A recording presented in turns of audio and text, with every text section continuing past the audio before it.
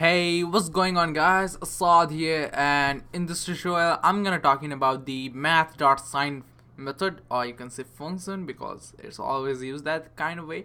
And what it does is it returns the sign of a number, indicating whether the number is positive or a negative.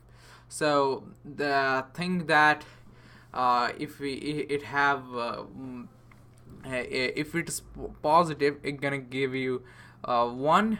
It's negative, it's gonna give you -1. And if it's 0, that means neither negative or positive, then it gonna give you 0. So one thing you need to know, that if you think that you need to do like var x equals -1, you don't want to check the value by looking at it like here.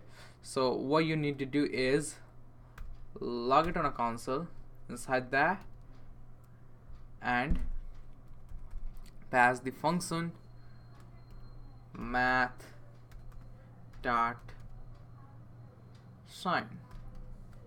Inside that, just paste that, and then it's gonna give you -1. This is what it does. You can directly paste like 1, something like 7. It's gonna give you 1 because it's plus, and if you give him 0, it's gonna give you 0. So this is what it does. Hope you guys understand. That's it for today's video, guys. See you guys in the next tutorial.